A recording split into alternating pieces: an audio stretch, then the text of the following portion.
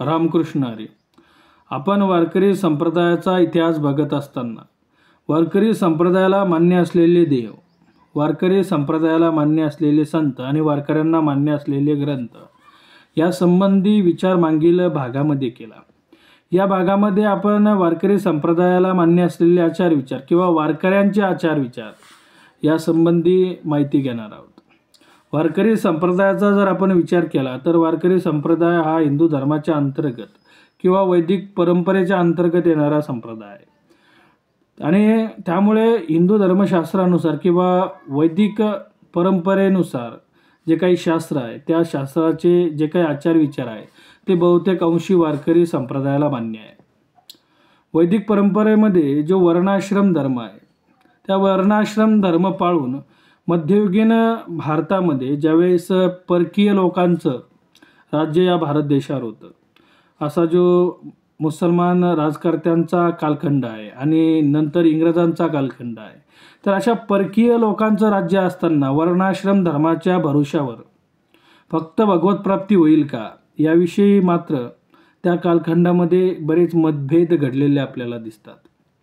आणि म्हणून अशा परकीय राजांचं राज्य असताना, परकीय सत्ताधाऱ्यांचं राज्य असताना वर्णाश्रम धर्म कसा पाळता येईल याविषयी खूप मोठी त्या वेळेच्या समाजापुढे त्या ठिकाणी संकट आलेलं दिसतं. आणि मग अशा वेळेस भगवत प्राप्तीचा सोपा मार्ग म्हणजे भक्तिमार्ग आणि नामस्मरणाचा मार्ग. वारकरी संप्रदायाने या दोन मार्गावर आपल्याला जोर दिलेला दिसतो आणि त्याद्वारे भगवत प्राप्ती कशी प्राप्त करता येईल याविषयी समाजाला मार्गदर्शन केलेलं दिसतं. आणि त्यामुळेच भक्तमार्ग आणि नामस्मरण मार्ग यासोबत वर्षातून कमीत कमी 2 एकादशी, आषाढी आणि कार्तिक या एकादशीला पंढरीची वारी. काही वारकरी माघी आणि चैत्री या 2 सुद्धा वाऱ्या यासोबत करतात. म्हणजे अशा 4 वाऱ्या महत्त्वाच्या त्या ठिकाणी करण्याची वारकऱ्यांमध्ये प्रथा आहे. म्हणजे पंढरीची वारी, पांडुरंगाच्या दर्शनासाठी आपापल्या गावावरनं, घरावरनं किंवा विशेष अशा संताच्या त्या ठिकाणी तीर्थक्षेत्रावरनं पंढरीस पायी जाणे आणि अशी ही वारी असते. पण त्यामध्ये या 4 वाऱ्या जरी नाही केल्या तरी एक म्हणजे आषाढी वारी ही पंढरपूरची वारी केलीच पाहिजे असा वारकऱ्यांचा नियम आहे. आणि गळ्यात तुळशीची माळ घालणे हा सुद्धा एक वारकऱ्यांचा आचार विचार आहे. तर अशा प्रकारे गळ्यात तुळशीची माळ घालून आणि पंढरपूरची वारी 4 वाऱ्या, 2 वाऱ्या, 1 वारी जी काही आपल्याला करता येईल हा महत्त्वाचा वारकरी संप्रदायाचा आचार विचार आहे. तर याची सविस्तर माहिती मामासाहेब दांडेकरांनी दिली आहे. तर वारकऱ्यांचा आचार व विचार हे वर जे आम्ही त्यांचे प्रमाणभूत म्हणून ग्रंथ दिले आहेत त्यावरून उघड होणारे आहेत. वैदिक धर्मास ज्या ज्या गोष्टी मान्य त्या सर्व बहुतेक अंशी या पंथास मान्य. आपण ज्या वर्णात व आश्रमात आहोत त्या वर्णाश्रमाला योग्य अशी कर्मे प्रत्येक व्यक्तीने अवश्य केली पाहिजे अशी या पंथातील साधूंची शिकवण आहे. परंतु ते घडून कलियुगात व विशेषतः सांप्रतच्या काळात सद्य भगवत प्राप्ती होणे अवघड होऊन बसले आहे. एवढ्याकरिता या पंथाने त्यास भक्तिमार्गाची व नामस्मरणाची जोड दिली.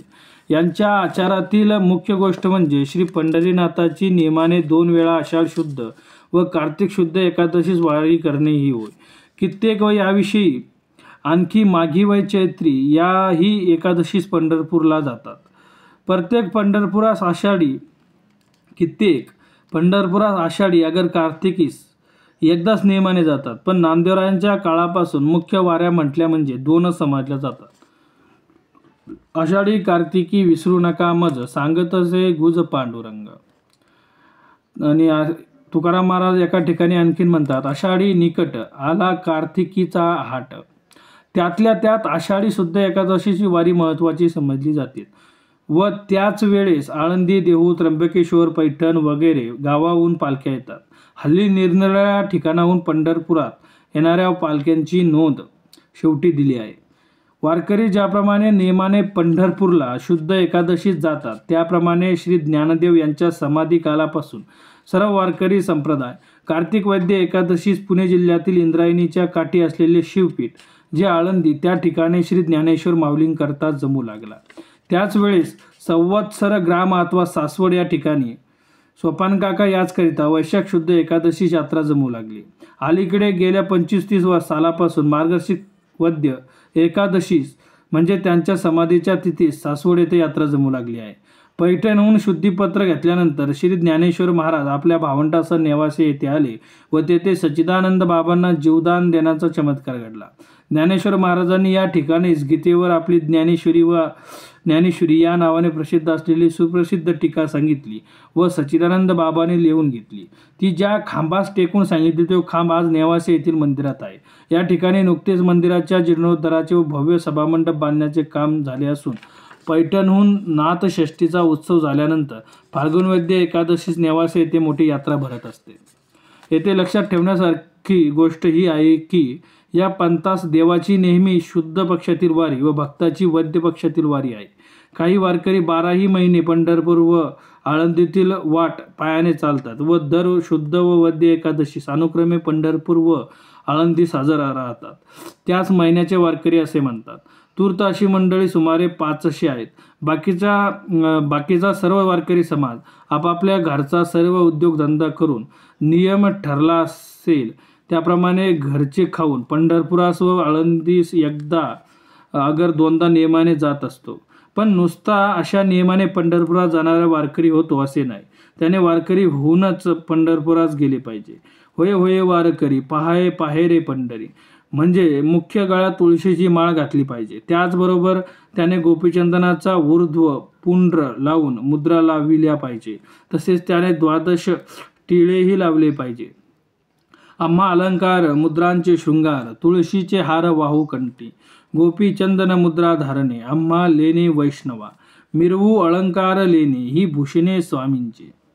त्याचप्रमाणे त्याने पताका वेळूच्या काठीस भगवे वस्त्रे बांधून तयार करतात ती धारण केली पाहिजे. कुंचे पताका झळकती टाळ मृदंग वाजती आनंदे प्रेमे गर्जती भद्र जाती विठ्ठलाचे.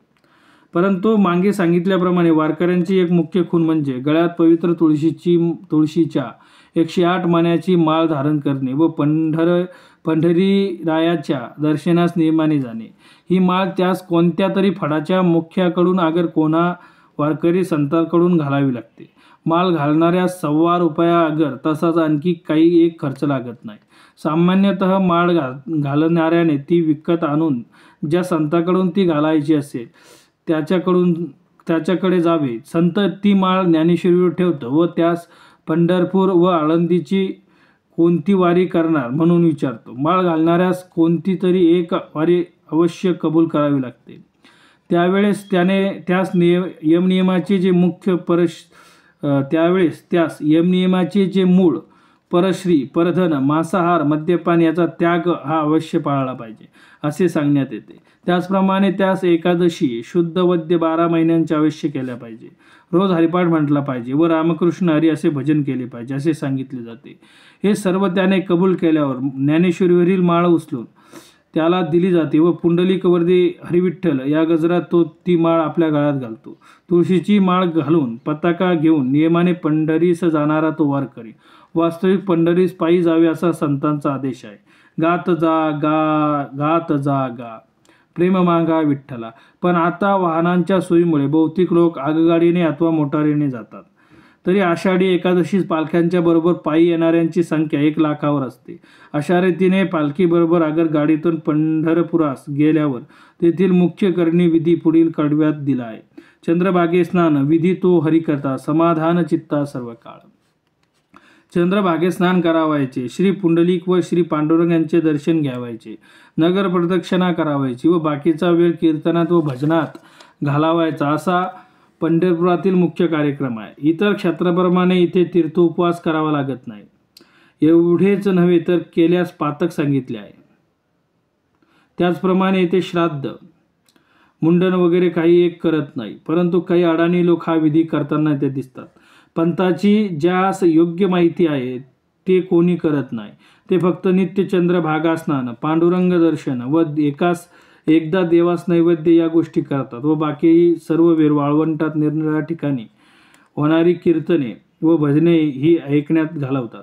पंढरपुरात सकाळ संध्याकाळ फडावर कीर्तने होतात व रात्री भजनाचे जागर होतात. मध्यंतरीच्या वेळात ज्ञानेश्वरी सारख्या ग्रंथावर प्रवचने होतात. वारकरी बहुतेक आपापल्या फडावर कीर्तनात जातो व दुसऱ्यांचे ऐकू नये अशी त्यास बंदी नसते. फड म्हणजे एका महंताच्या शिष्यमंडळीचा मोठा संप्रदाय. दिंडी हे लहान भजनी समुदायाचे नाव आहे. कीर्तन व भजन हेच वारकऱ्यांचे भगवंतास अंकित करण्याचे मुख्य साधन होय. वारकरी कीर्तन हे हरिदासी कथेवरून थोडे भिन्न आहे.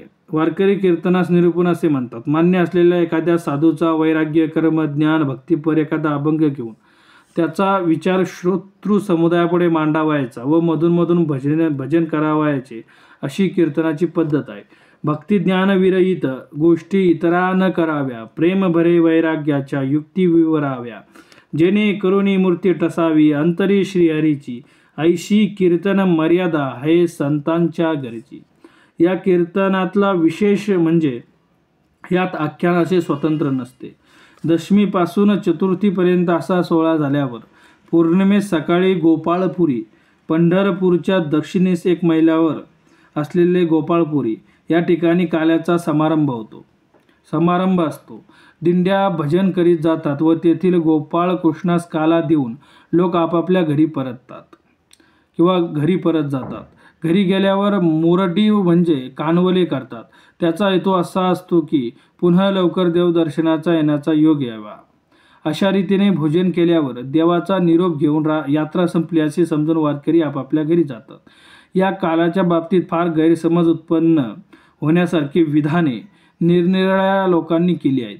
काल्याच्या वेळी वारकरी एकमेकांच्या तोंडात भाजलेल्या गोंधळ्यांच्या लाह्या घालतात. त्याचा अर्थ वारकऱ्यात जातीभेद मानत नाही, सर्व एकमेकांच्या पंक्तीत बसतात असा कित्येक लोक करतात. वास्तविक ही गोष्ट खरी नव्हे. काल्याच्या वेळेस श्रीकृष्णाच्या गोकुळातील बाळलीलावर अभंग घेऊन कीर्तन करून इतर ठिकाणाप्रमाणे दहीहंडी फोडतात. हा सोहळा झाल्यावर सर्व वारकरी परत आपापल्या गावी जातात. अशी वारकऱ्यांच्या आचारविचाराची माहिती आपल्याला मामासाहेब दांडेकरांनी दिली आहे. तर आपण पुढील भागामध्ये वारकरी संप्रदायाचं जे तत्त्वज्ञान आहे त्याविषयी बघणार आहोत. तर पुढील भागामध्ये नक्कीच भेटू. रामकृष्ण हरी.